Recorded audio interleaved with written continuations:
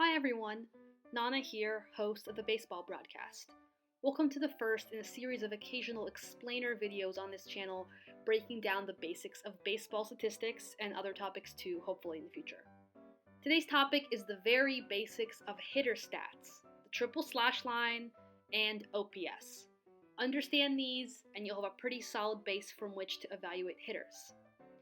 I've never been a numbers person, and keeping stats straight is one of the most challenging things about following baseball to me, so I hope this and future videos help you build up your knowledge of the game. Let's get into some of that. So the slash line, or triple slash line, is your basic summary of a hitter's abilities. If you've ever heard the term he slashed followed by a series of numbers, the slash line is what that's referring to. Basically, it's saying, here's how well that player hit. It consists of three stats: batting average, on-base percentage, and slugging percentage, that all tell you slightly different things about a player's abilities. You get a sense of three things at once: how often the player hits, how often the player gets on base, and how hard the player hits, aka his power. Let's break those down. Batting average measures the volume of hits a player gets. It is calculated by simply dividing the number of a player's hits by his plate appearances. Here's a breakdown of what a good batting average is. Poor, this should say less than 230, not 250. And average, this should say 244. I made a mistake, it's 244. And excellent is 300 or above. That being said, batting average is a pretty flawed stat. It doesn't really tell the whole story, or much of one to be honest, about hitting.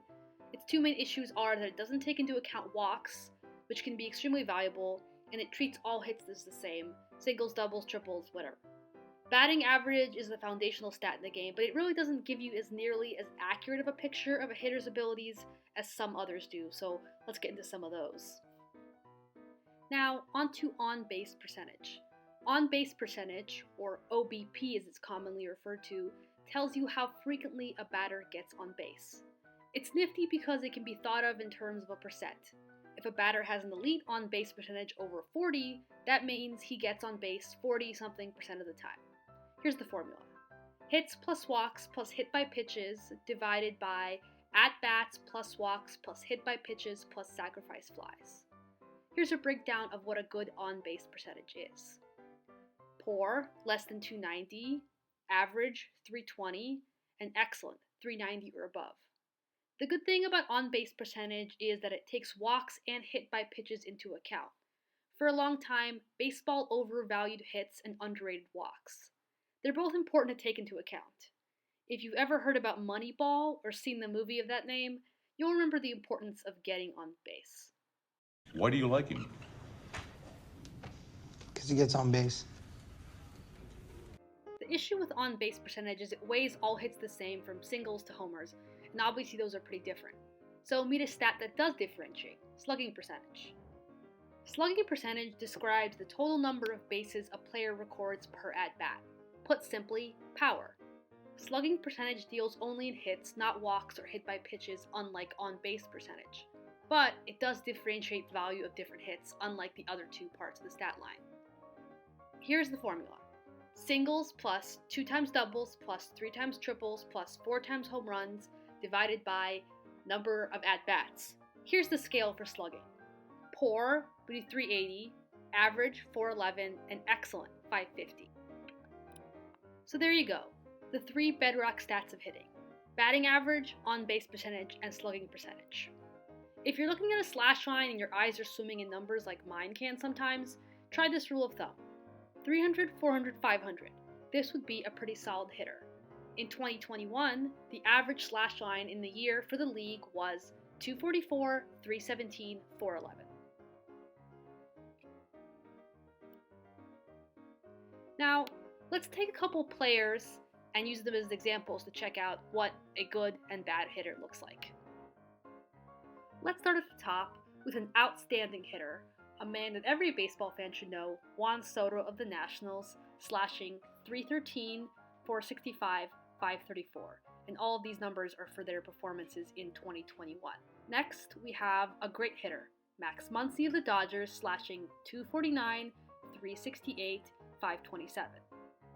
After that, we have your average guy, Aussie Albies from the Braves slashing 259, 310, 488. Lastly, we have your struggling hitter, Cole Tucker of the Pirates slashing 222, 298, 342. Cole, if you're watching this, sorry, just gotta be honest. Now that you have the basics, it's time to level up. Meet OPS.